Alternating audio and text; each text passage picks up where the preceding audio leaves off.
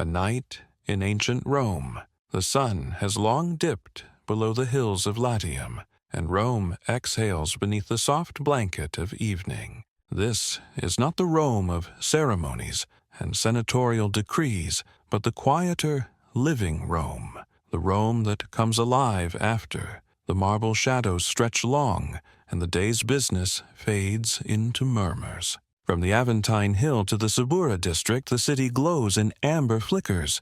Oil lamps are lit behind latticed windows, casting dancing shadows across stuccoed walls. You walk slowly through the streets, the air thick with the mingling scents of olive oil, smoke, and the faint sweetness of fermented garum. Somewhere, a fig cart rolls homeward, its wooden wheels creaking against stone. The sounds are subtler now, less shouting, more singing. A slave hums as she scrubs the steps outside her master's insula. Down a narrow alley, a young boy recites Virgil under the watchful eye of his father. Above, on a private terrace, a woman waters potted herbs, her silhouette framed by torchlight.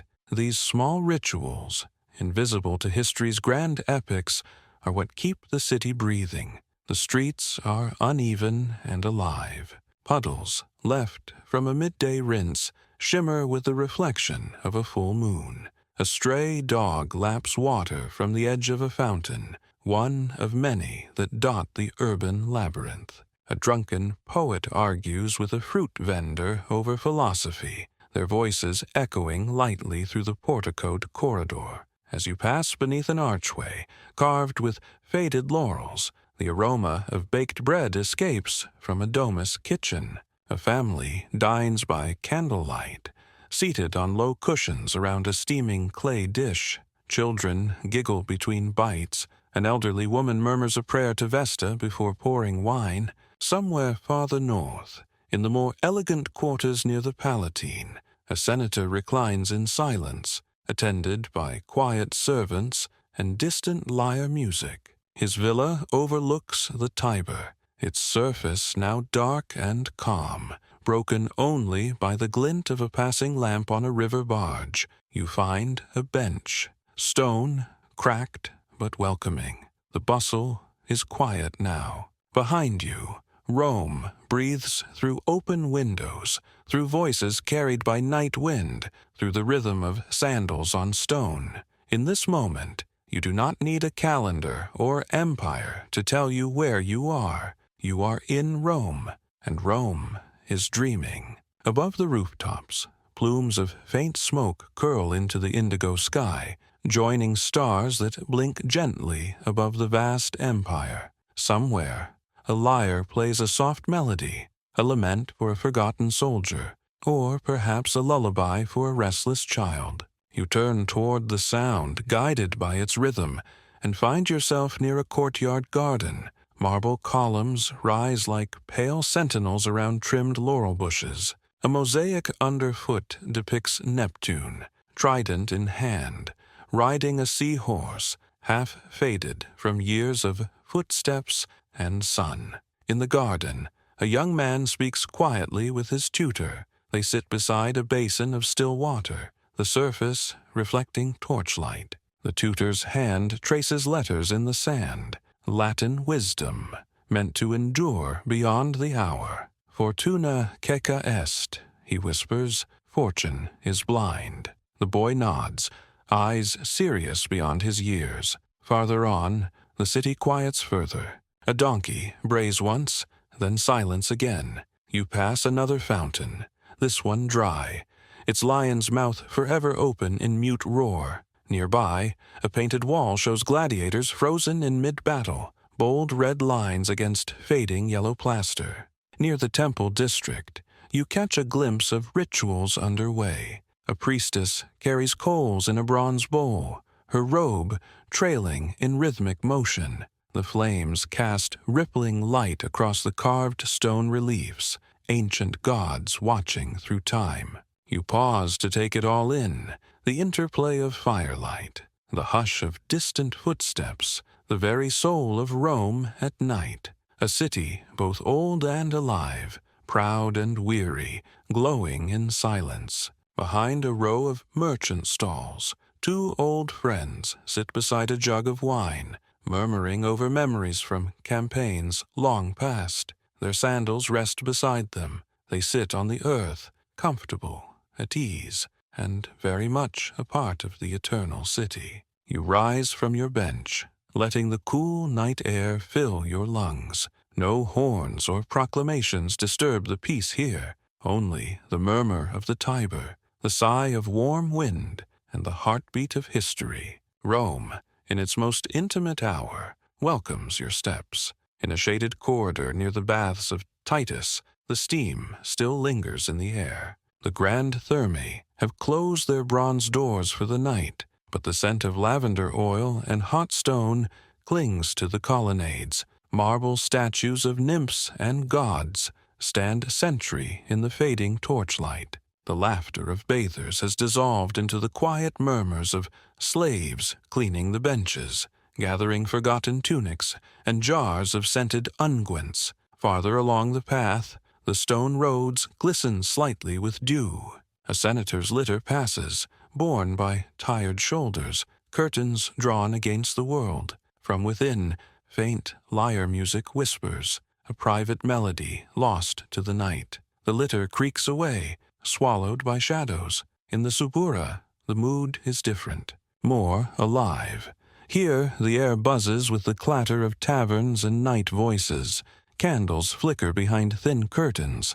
A dice game spills into the street. Men in tunics laugh, argue, wager. A woman with dark eyes and a louder laugh leans from a windowsill, her bracelets catching the light. A child darts between legs, chasing a runaway hoop, earning a scolding and a fig from a nearby vendor. The smells are heavy: spilled wine, roasted chickpeas, sweat, perfumes, and ash. This is the Rome that stays awake, where stories are told with wide gestures, and secrets pass from lip to lip with every shared drink. To the west, the Jewish quarter is quieter. Lamplight is dimmer here, and prayers float gently through wooden shutters. Inside one home, an old man chants from a scroll, his grandson mimicking every word. Their voices rise like a duet, blending past and future in a single breath. The city's heartbeat pulses through its water. Aqueducts run silently overhead, feeding stone basins where fish rest motionless, reflecting starlight. You pause beside one, watching your reflection ripple with each movement of the air. Somewhere, a flute plays again, maybe the same tune, maybe not. You take a turn toward the river. The paving stones change slightly here, older, more uneven. An insula looms to your right, tall and dim, windows flickering. Someone is singing softly. You cannot tell if it is a lullaby, a hymn, or simply the night whispering back. At the riverbank, boats rock gently in the current. One is unloading amphorae by torchlight, shadows moving with slow, practiced rhythm. A barge, further down, holds a sleeping mule, and a driver nodding off beside it. The water laps in lullaby cadence against wood and stone. Across the river, the hills sleep under a halo of olive trees. The sky is deeper now, scattered with stars, the constellations that guided sailors and soldiers alike. And behind you, the city breathes on, its stories written not just in stone or scroll, but in footsteps, in laughter, in whispered lamplight rituals. You continue walking, the night cooling your skin. In the distance, a pair of city guards in segmented armor lean against a column, exchanging bread and brief conversation. They nod at you without speaking, their helmets resting nearby like dozing sentinels. A cat weaves between their legs before vanishing into the shadows. The forum, though dormant, retains its solemn energy. Empty stalls stand like sentinels of commerce, their canvas tops fluttering in the faint breeze. Torches along the perimeter gutters smolder faintly, their light casting long shadows across the worn inscriptions underfoot. SPQR, they declare, proud even in silence. Beyond, you find a narrow alley flanked by ivy-covered walls. An elderly woman sits on a stool outside her doorway, peeling garlic slowly into a bronze bowl. She hums an old folk song, one from a countryside village long gone, and the tune carries faintly into the cobbled dark. Inside her home, the red glow of embers pulses softly. Around the corner, a domus hosts a small gathering, not a feast, but a conversation. 4 people seated beneath frescoes, sipping wine, a scribe among them taking notes. They discuss Cicero and Saturn, faith and politics, death and debt, as one would discuss tomorrow's weather. The city encourages dialogue, even at its quietest hour. Near the theater of Pompey, a troupe of masked actors rehearse in silence. One holds a mask of tragedy, another of comedy, their faces illuminated by hand-held lamps. Their gestures are precise, reverent, as though honoring ancestors and muses both. A donkey's bray interrupts the hush. Its owner, half asleep, guides it through a side street, cart loaded with firewood and dry fish. The scent lingers as they pass beneath an arched aqueduct. Above, the stars shimmer brighter now, as if in response to Rome's deepening stillness. And so the city continues, half lit, half sleeping, never fully still. Even the bricks seem to breathe. Even the silence seems alive. You close your eyes for a moment, not to sleep, but to listen, to the soft chorus of sandals, shutters, and breath, to the quiet triumph of another Roman night. As midnight approaches, a gentler rhythm settles over the city. In the shadow of the Esquiline hill, the gardens of Maecenas sway quietly in the breeze. Once a site of decadent poetry readings and imperial rendezvous, the garden now hums with a softer tune, cicadas, rustling leaves, and the slow drip of water from a cracked marble fountain. You follow a pebble path that winds through myrtle and cypress. Statues rise from the darkness, Apollo, Diana, a headless Venus, cloaked in shadow. The grass is cool beneath your sandals, and the scent of laurel and rosemary hangs in the air. Somewhere deeper within, a night bird calls out once, then again, and then falls silent.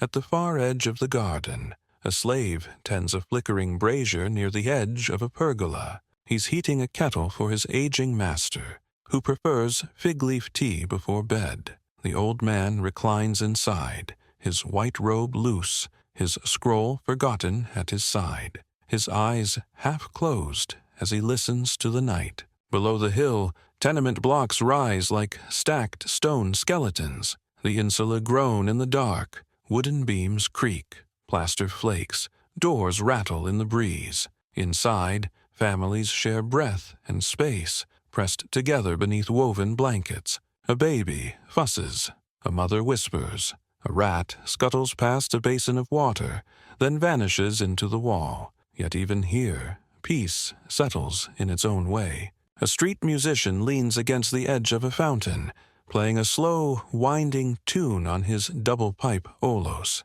No one listens, but that does not stop the music. It coils upward like incense, diffusing into the night air. A beggar curls against a column, wrapped in a woolen cloak that smells of wet straw and ash. His dreams flicker between memory and myth. A clay cup sits beside him with a single coin glinting in the moonlight. To your left, a torch flares as a watchman passes by. He carries a wooden staff and a dull bronze badge. His pace is steady. His eyes scan the dark, trained not on threat but on rhythm.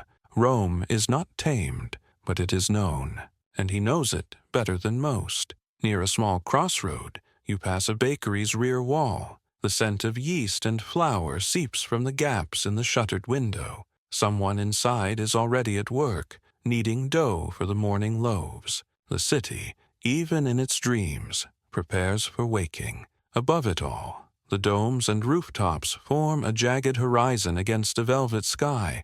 Orion rises high now, his belt slicing the heavens. The stars look old and close. A single cloud drifts past. then dissolves, and you walk on, slower now, deeper into the Roman night. As you continue through the night, your steps echo softly beneath an arched colonnade. The stones are worn smooth by generations of sandals, rain, and ritual. Carved into the wall is a fragment of poetry, worn Latin verse, nearly illegible, yet still tender in its erosion. The quiet now is almost sacred. You pass a small shrine tucked between two buildings. Votive offerings line the ledge, clay figurines, copper coins, small bowls of dried figs. A candle flickers within, casting an amber halo on the worn relief of Minerva, her gaze wise and patient. Not far off, a young couple sits on the steps of a temple, their hands barely touching, their words no louder than breath. Above them, statues loom, silent witnesses to thousands of similar nights. One of the figures leans forward, its marble robe caught forever in a motionless breeze. A stray dog sniffs at a heap of discarded greens from a market stall. He pauses to drink from a puddle near the gutter, then trots off with purpose known only to him.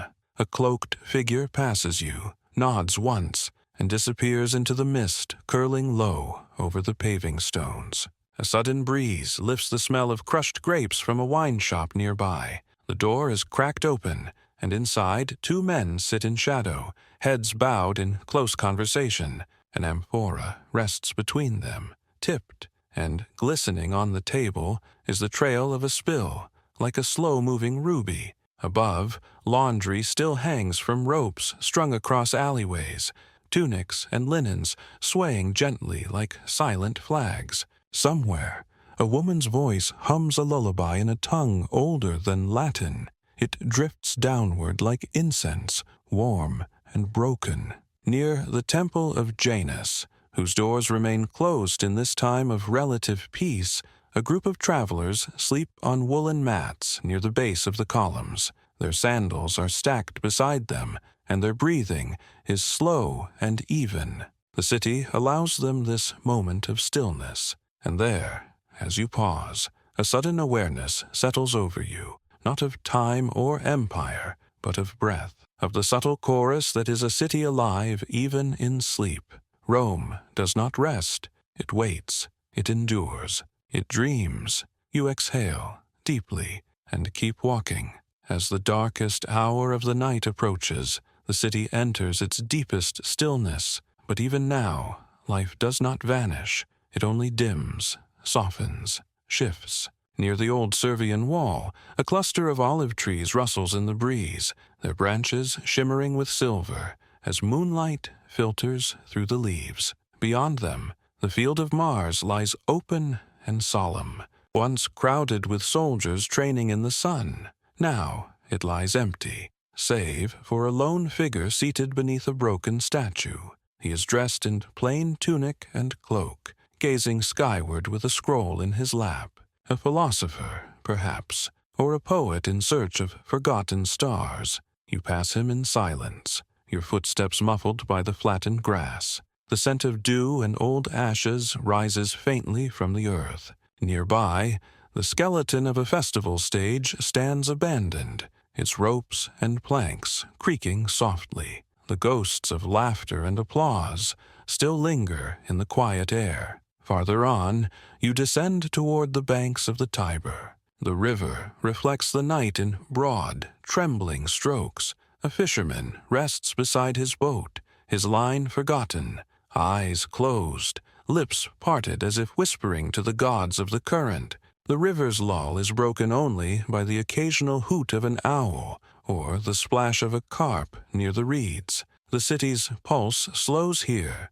closer to its ancient heart, where time moves not in days, but in tides. You follow the curve of the embankment, past mooring posts and sleeping barges. A torch burns low in a sconce beside a storage house, and a shadow moves within, perhaps a worker finishing a late inventory, or a thief stealing olives and cheese from a crate. The air is cooler now.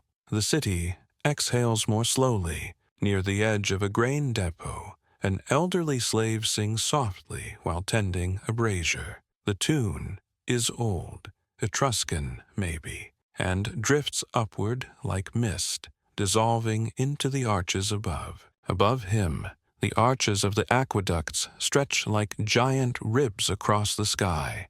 Their stones glint with droplets from earlier mist, and their shape seems both graceful and immovable. Water flows somewhere inside, silent and sacred. Here, beneath the gaze of these engineering marvels, Rome feels immense and hushed. Its power is not in shouts or trumpets, but in stillness, in the confident silence of centuries. You turn back toward the city proper, and the lamps now seem like constellations, pinned against the urban darkness, guiding your path forward. Rome is sleeping, but she is never unaware. As you re-enter the city's edges, your path winds past a bakery's quiet hearth, its chimney still faintly warm from earlier fires. A sack of flour leans against the wall, and a pair of sandals has been left beside the door, forgotten by some early-rising apprentice. You hear a distant creak of wood,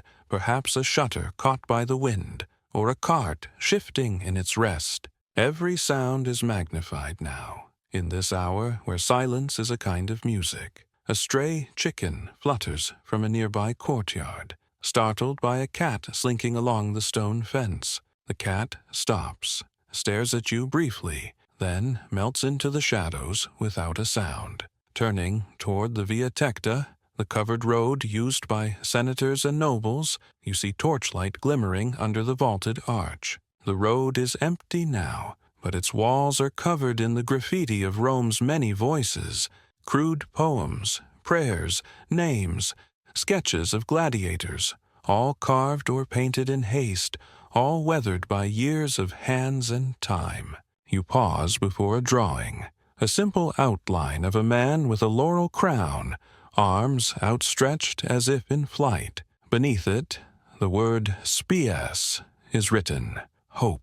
In a nearby insula, a window glows faintly. Inside, a young girl turns in her sleep, clutching a worn woolen doll. Her mother watches over her by lamplight, stitching a tunic by hand, thread glinting in rhythm with the flame.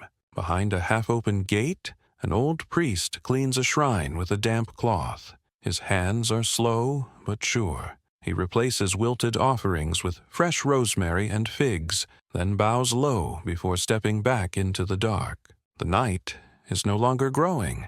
It is holding its breath. The city is perfectly still.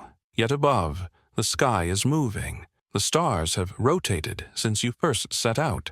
Now, the Great Bear dips lower behind a cluster of rooftops. The scent of morning, damp earth, ash, and flower begins to filter through the stones. You stop at a fountain to drink. The water is cold and pure. You close your eyes, and for a moment it is as if Rome herself breathes through you. And as the wind rises faintly from the south, carrying with it the scent of fig leaves and clay tiles, you sense the edge of dawn curling gently at the horizon. Rome rests, but soon she will rise again. In the final stretch of the night, when darkness is no longer growing but waiting to be replaced, Rome begins to stir, not loudly, but like a sleeper shifting beneath the covers. In the hills above the city, the sacred groves remain silent, their olive branches motionless, wrapped in the chill of the hour just before dawn.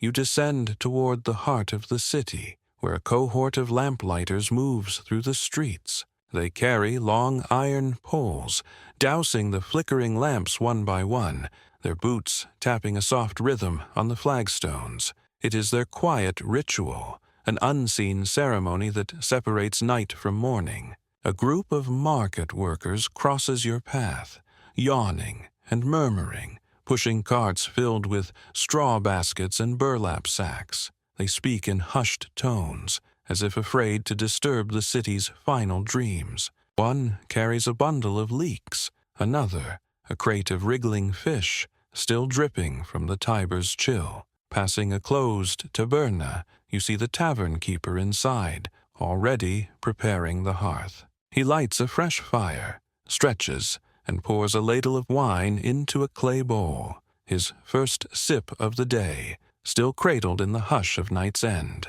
You turn into a narrow alley where the walls almost touch above your head. The air is heavy with the scent of bread, charcoal, and morning dew. A girl sweeps the doorstep of her family's laundry shop, pausing to watch the first light touch the rooftops. Her hair is pinned up, her eyes half-lidded from sleep. At a public well, a young man draws water with practiced ease. He nods to you but says nothing. The bucket rises with a creak of rope and the splash of water, timeless sounds in a city older than memory. Nearby, a temple door swings open. A priest emerges in full robe, clutching a bundle of herbs. He lays them gently upon the steps, then lights a small flame from a stone bowl, and mutters a quiet blessing. A bird, startled by the smoke, flutters from the temple roof and disappears into the sky. Farther down, near a small bridge, a boy sits alone, drawing shapes in the dust with a stick. He hums to himself, tuneless but sincere. A woman with a basket of grapes passes, offers him a fig without a word, and continues toward the forum. The light grows slowly but steadily now. The city's edges are touched with gold, and shadows begin to shrink. The silence becomes thinner, pierced by distant footsteps, the scrape of cartwheels, the bark of a dog. And still, Rome dreams, but with one eye now open. From the eastern horizon, the first pale streaks of light begin to unfurl. The rooftops catch it first, tile by tile, chimney by chimney. Birds stir in their nests, tucked into cracks and overhangs, calling softly to one another in fragmented melodies. You turn toward the old granary quarter. Here, men have already begun lifting sacks onto carts, their backs bent, hands steady. Dust lifts into the golden light, catching in beams that angle between buildings. There's a sense of preparation, of something rising, assembling itself from the dark. One man sharpens a blade by the edge of a column, his whetstone rasping softly. Another ties his sandals with care, as though beginning a journey rather than another day of labor. Their faces bear the same expressions worn by generations before them: fatigue, discipline, and something more enduring: resolve. You pass a household shrine where incense curls around a terracotta figurine of Mercury. Someone has left a tiny offering: a fig, a bronze coin, and a sprig of mint. The air is thick with the scent of smoke and herb, and a faint breeze carries the aroma forward, as if delivering it to the gods themselves. A chorus of dogs begins to bark somewhere near the cattle stalls. Soon after, the call of a rooster rings out, loud, brief, defiant. The noise scatters across rooftops, bouncing into alleyways, stirring curtains and thoughts alike. At a corner bakery, the shutters are opened with a wooden clack. A warm, yeasty fog rolls out over the street as trays of flatbread are carried to waiting hands. You catch the eye of an old woman purchasing a loaf. She nods once, as if to say, "We begin again." The first true light of day spills across the forum's edge. Statues regain their shadows, columns their height, and the facades of temples seem to inhale with new life. Rome is waking, but she does so as a queen, unhurried, certain, eternal. And you, an observer, a wanderer, stand still for a moment, wrapped in that soft golden hush between night's breath and day's first word. Here in the eternal city, even the sunrise feels ancient. By now, the night is nearly gone. But before it disappears completely, it lingers in the high corners of Rome, among the temple roofs, behind the marble facades, in the courtyards still shaded from the morning light. These final moments of darkness are quieter than any before them, a breath held before the chorus of the day begins. You walk along the edge of the Capitoline Hill. The forum below is only beginning to awaken, but up here the silence is profound. The temples of Jupiter and Juno stand motionless, their pillars glowing faintly in the blue light before dawn. Pigeons coo from the eaves, and dew gathers on the steps. You pause beside an altar blackened by years of ritual flame.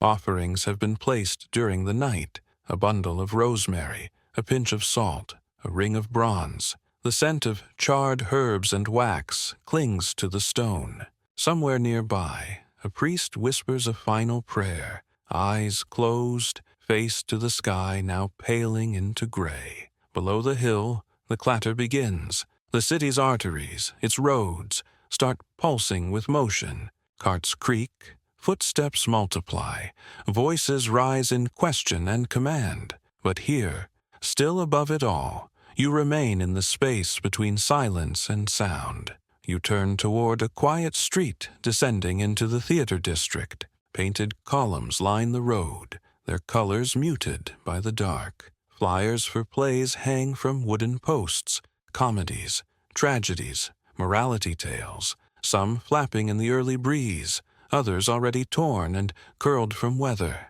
A stray actor stands alone beneath a portico, reciting lines to no one. His voice is soft, nearly a whisper, his hand raised in practiced gesture. As you pass, he pauses, bows slightly, then returns to his monologue, unfazed. The bakeries below are now fully alive. Lines begin to form. Traders, builders, mothers, soldiers. Hands exchange coins and loaves with silent efficiency. The smell is overwhelming. Flour, ash, and sweetness. A young girl balances a tray of flatbreads on her head and vanishes into the crowd like a passing shadow. You turn down a narrow street where flower petals are scattered across the cobblestones. It's unclear whether they fell during a celebration or were swept out by a tired florist. Either way, their scent remains: jasmine, rose, laurel. A mother walks ahead with her young son. He skips beside her, carrying a toy chariot carved from olive wood. His laughter is light and unaware, of history, of empire, of the day's demands. For now, it is enough to be moving, to be awake in Rome.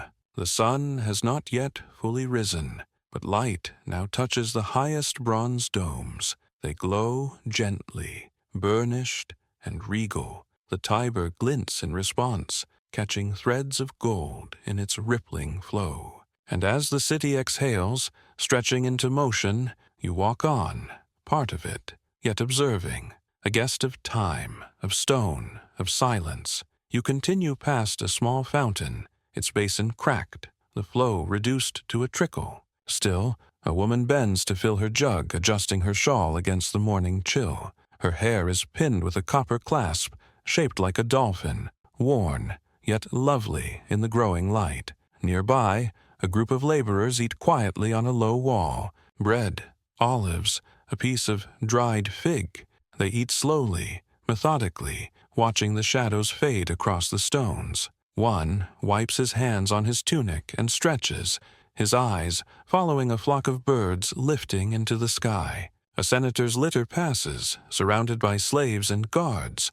The curtain is drawn, but you hear muffled conversation from within. Plans, perhaps, or dreams. The group moves steadily toward the curia, weaving past baskets of vegetables and crates of amphorae waiting to be loaded. To your right, the scent of honey and spiced nuts leads you to a vendor preparing his stall. He arranges the confections with care, humming a tune from his childhood. He pauses only once to adjust the scarf around his neck, then returns to his work with quiet joy. Two boys run past, laughing, carrying wooden swords. They duel in exaggerated fashion, darting around a corner before their mothers can scold them. Their joy echoes off the walls, carrying briefly into the sky before fading into the city's rhythm. As you reach a public square, the day begins to fully announce itself. Sunlight pours between buildings, gilding statues,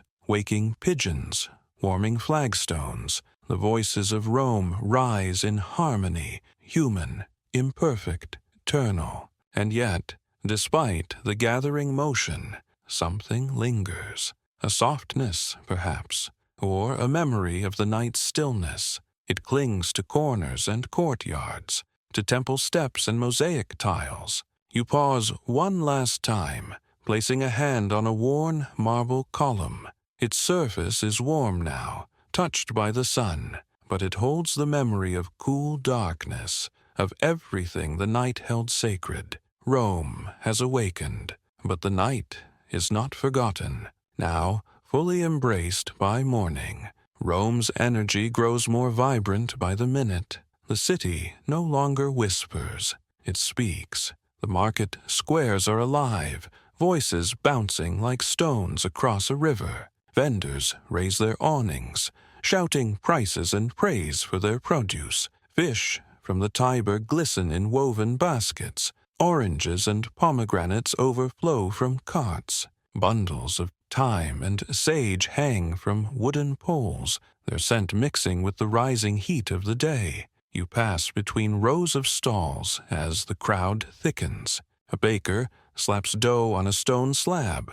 A boy leads a goat through a knot of sandals and tunics. A woman haggles with a spice trader, her gestures as sharp as her tone. Near the statue of Romulus and Remus, a storyteller has drawn a small audience. His hands move like dancers, painting battles and heroes in the air. Children sit cross-legged at his feet, mouths open, eyes wide. A few adults linger too, caught in the gravity of memory. Farther along, two legionaries in travel-worn cloaks drink from a shared skin. Their faces are sunburnt, lined from years of duty. They nod at you, polite but unreadable, and continue their slow march toward the barracks. In the middle of the square, a scribe sits beneath a red canopy, scratching messages onto wax tablets for those who cannot write. A man dictates a letter to his cousin in Antioch, while a woman waits her turn with a sealed scroll, clasped tightly in her hand. At the edge of the forum, a procession passes.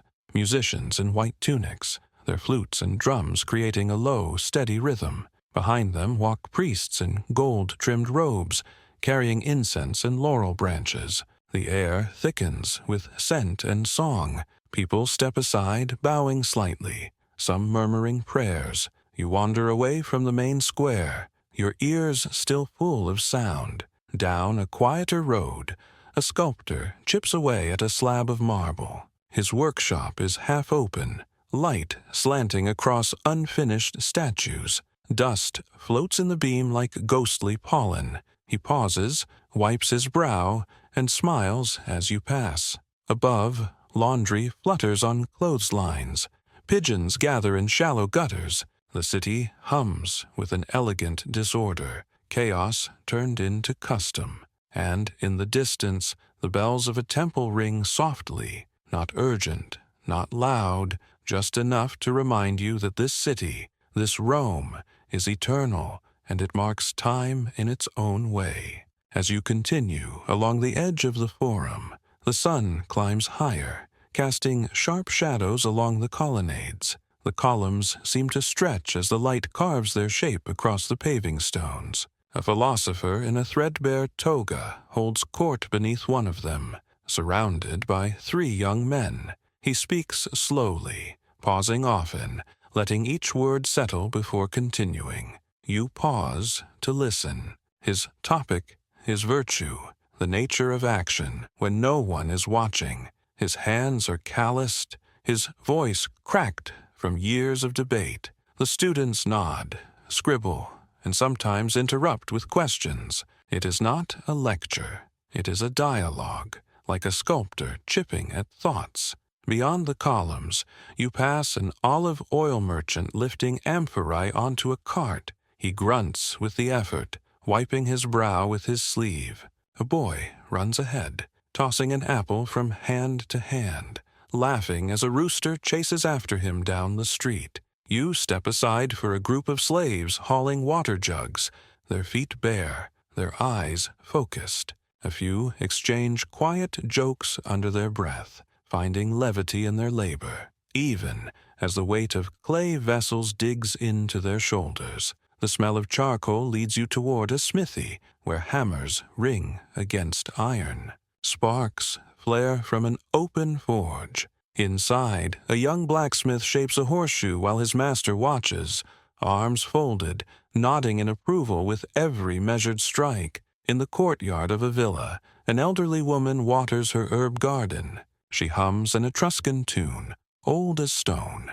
A tortoise ambles near her foot. The air here is different, slower, enclosed, scented with basil and crushed mint. From a balcony overhead, a young man recites verses from Ovid to an amused girl seated in the shade. She rolls her eyes and tosses a grape at him, laughing. The fruit misses. He bows dramatically, and the day rolls on. The street begins to curve upward, leading you back toward the hills. A cart rumbles past, its driver whistling, while a flock of birds takes flight from a nearby bathhouse roof. The sound of splashing and distant chatter rises like mist, and there, as you turn a corner, Rome opens before you again, not as a city of conquest or empire, but as a mosaic of moments, each one alive, each one fleeting, each one lit by the memory of night. The day is in full stride now.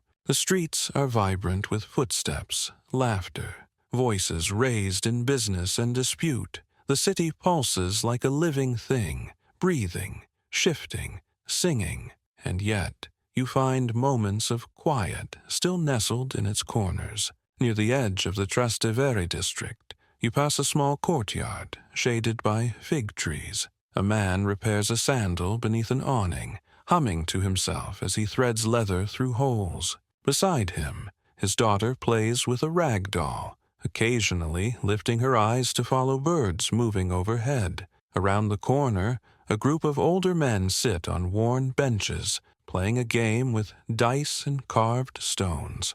They argue over rules in good humor, slapping the ground for emphasis, laughing in bursts that echo down the narrow alley. One of them raises a clay cup to you in greeting, his eyes bright and kind. You move on and find a painter in the midst of a fresco. He balances on a plank, brush in hand, as he touches color to a temple wall. The image emerging is of Neptune rising from the sea, trident aloft. The painter whistles a tune older than the paint he uses, pausing only to wipe his hands on a faded cloth. A boy runs past with a basket full of bread rolls, one of which he has clearly sampled. Crumbs trail behind him. Behind him, the baker's voice booms, not in anger, but in theatrical protest. The whole exchange is met with laughter from passers-by. The sun is high now, and its heat rolls through the colonnades like a wave. You step into the shade of a basilica where a handful of people rest along the stone benches. A nursemaid soothes a crying infant. A merchant counts coins. A traveler dozes with his pack as a pillow. The cool of the marble soothes your feet as you cross the threshold. Incense from a nearby altar hangs in the still air. A priestess arranges garlands of olive leaves with careful hands. She sings under her breath, not for performance, but as part of the act, each movement sacred in its simplicity. Outside again, Rome continues without pause. A man sells firewood from a cart.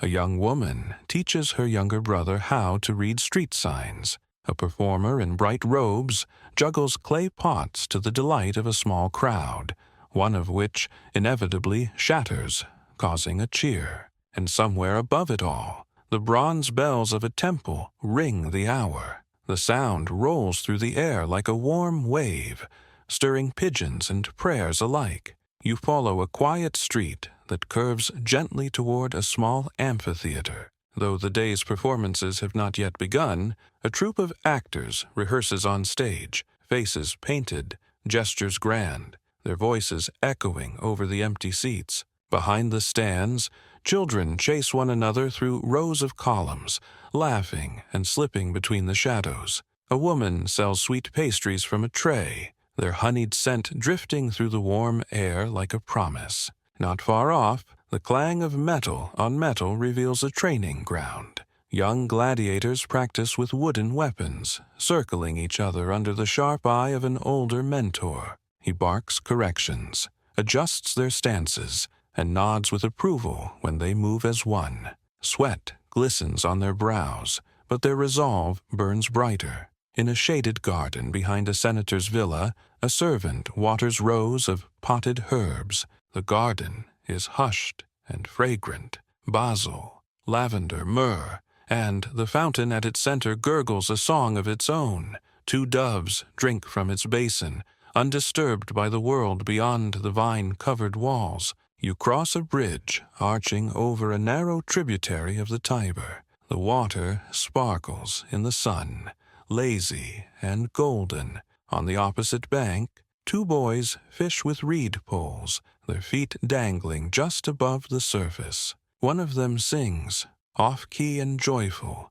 the melody carrying over the water like a kite on the wind. A statue of Diana watches silently from the river's edge. Her gaze is calm, eternal. Flowers have been left at her feet, some fresh, some faded. Even the gods, it seems, receive offerings in quiet corners.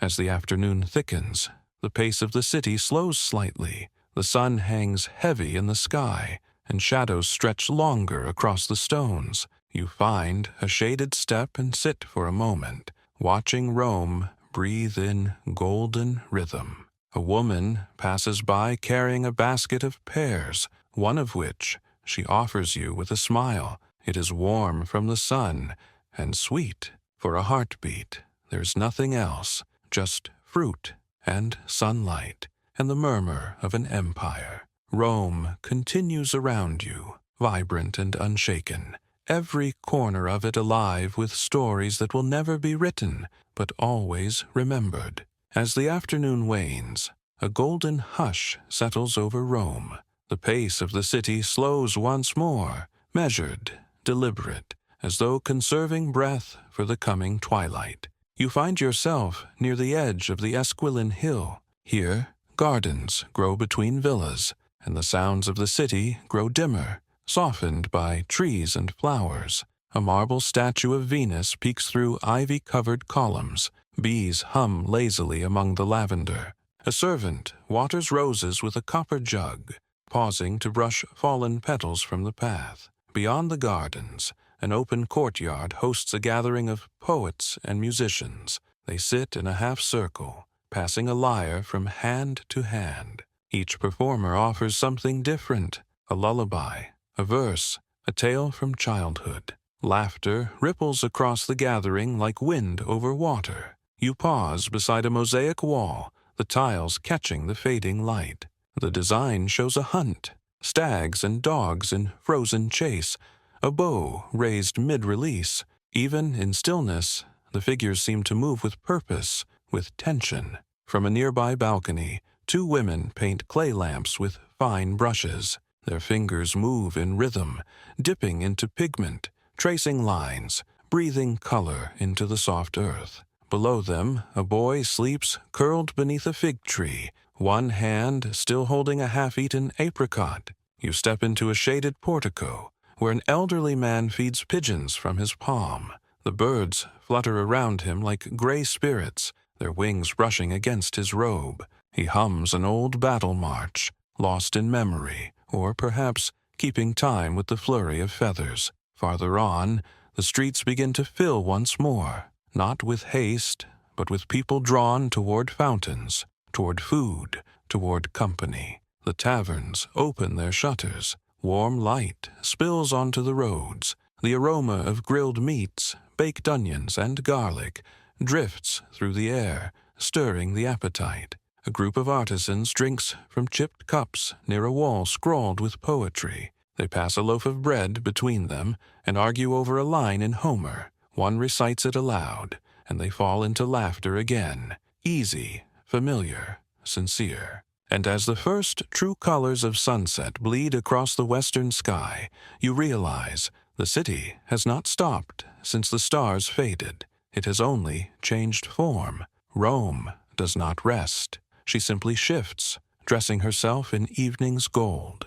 You follow the scent of rosemary and smoke to a small plaza, where a cook prepares skewers of lamb over an open fire. He flips them with practiced ease, chatting with those gathered nearby. A musician plays a reed flute beside him, filling the square with soft notes that float like birds between the stone walls. A young girl skips rope, the rhythm of her game echoing faintly as the square fills with families and friends sharing food and stories. Plates clink, laughter rises, and someone begins singing an old sailor's song, soon joined by others who remember the same melody. Nearby, an artist sets up an easel, beginning a sketch of the twilight skyline. His charcoal moves quickly, guided more by feeling than sight. The domes and rooftops of the city emerge on his parchment, shadows dancing across them as the last light of day fades. You turn a corner and find a bathhouse in transition. Some arrive, wrapped in linen, seeking the steam and quiet of warm pools. Others exit refreshed, their faces flushed from heat and clean water. A woman arranges oils and perfumes on a tray. She offers you a nod, respectful and calm, as though you too are part of the city's ancient rhythm. Across from the bathhouse, two boys race to light torches mounted on bronze stands. Each flame flickers to life, adding to the growing constellation of evening fires. The light bathes the street in orange and gold, casting long shadows that stretch like fingers across the stone. You stop at a fountain, where someone has placed a garland of lilies and a folded piece of parchment weighted with a coin. Curiosity tempts you, but you leave it untouched. Some offerings are meant for the gods alone. From a high terrace, a woman begins to sing. Her voice, low and rich, drapes across the rooftops like velvet. People pause mid-step. The city quiets, not completely, but enough to let her voice rise like incense into the dusk. And as you continue through Rome's evening skin, the light changes. It is no longer day, but not yet night.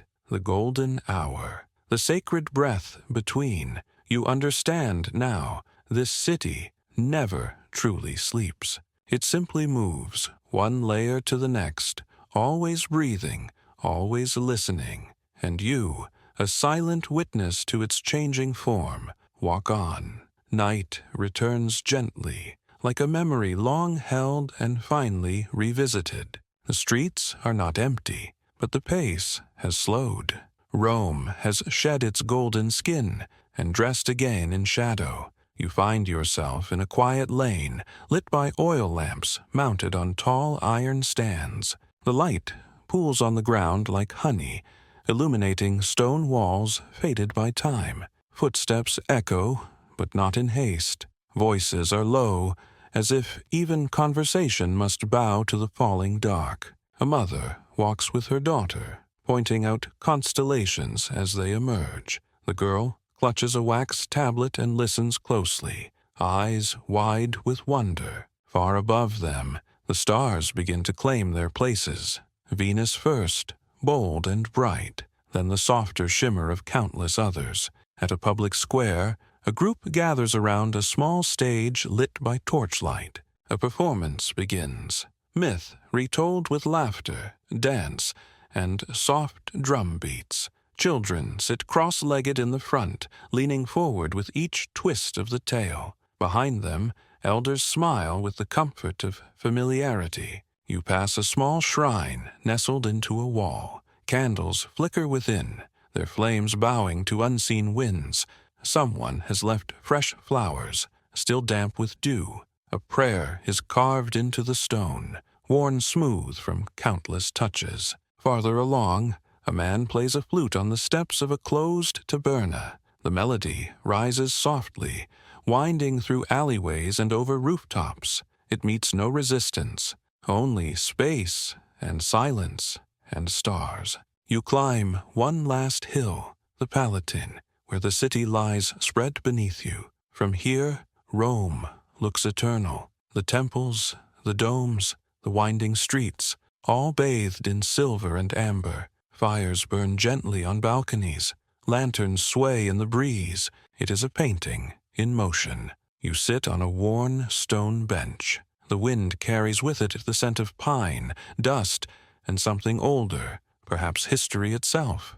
A dog trots past, tail wagging, followed by its master carrying a bundle of firewood. The Tiber glows beneath the bridges, holding the reflections of 100 flickering lights. A barge moves slowly downriver, its lantern bobbing like a star set loose. Time seems to stretch here. The night does not rush.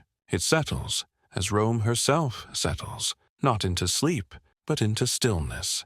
And in that stillness you find peace. The city hums like a distant heartbeat, steady and low. You listen, and it listens back. And then, just before sleep, you whisper into the Roman dark, "I was here." You remain seated for some time, letting the hum of the city below become part of your breath. There is no urgency now, only observation. A cat weaves between columns, pausing to clean its paws. Somewhere a shutter creaks in the wind, the sound both ancient and familiar. From below, voices drift upward, faint laughter from a tavern, the distant clinking of amphorae, a lullaby sung by someone rocking a child. These sounds become part of the landscape, stitched into the silence like thread into cloth. A servant, carrying a torch, passes nearby, guiding an elderly man with careful steps. They nod as they pass, and the flame continues forward, dancing against the stone. Its light brushes your feet, then moves on, swallowed by shadow. You descend from the hill slowly, taking the long path, one lined with pine and cypress. The trees whisper above you, and the sky, now thick with stars, feels closer than it did before.